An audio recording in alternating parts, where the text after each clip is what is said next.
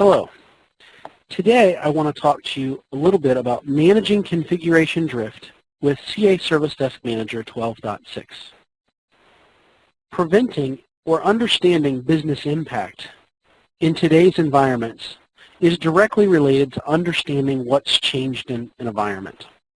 So as we look in CA Service Desk Manager at configuration analyst, choosing the changes that have been made in the past day, here we can see that there have been 4 different servers within our environment that have had changes made to them or been detected or logged within the CMDB for these particular devices.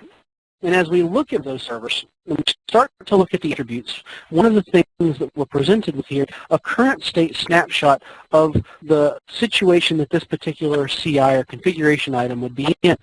And as we look at things like CMDB relationships, we can see what the different areas or different services that it supports or the different servers or network devices that it may be connected to. But as we start to versioning, what we can see here is because this particular server changed in the last day, we look at the current day snapshot of this server, and we see here as we look at the details that it looks like John McCarthy changed the security patch level of the server from 2.2. And in most cases what that means is that there was some sort of change request that was submitted and John McCarthy implemented a security patch level change for this particular server.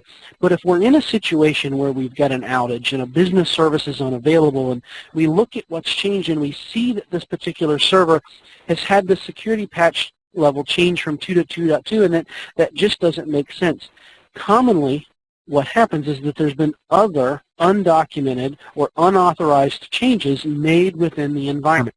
So I look at this particular server and we go to our CA Application Configuration Manager, which is part of the Service Desk Manager 12.6. One of the things that we have the ability to do is to run change detection. And we want to use our first baseline snapshot and we're going to run with current data a change detection on this particular server. So when presented the results of our change detection, we can see here in comparing our baseline snapshot of this particular server with the current data that there were differences found. And we would expect that because we know that John McCarthy had updated the security patch.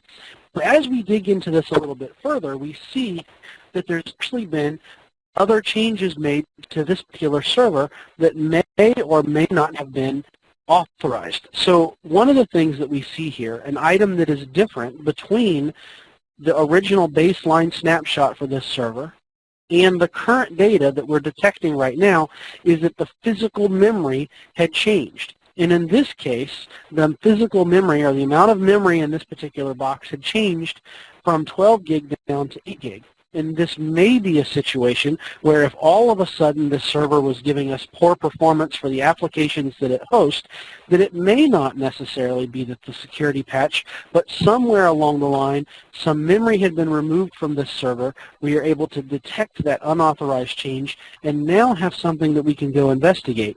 This is about managing the configuration drift of the server that we are dealing with in this particular situation. So as we go back to the CMDB and we start to look at this particular server, we'll be able to look at these attributes, we're able to look at these, and we are now armed with the data that we need to be able to make decisions about what's changed in our environment and giving us the knowledge that we need to be able to prevent business impact for the services that this CI supports.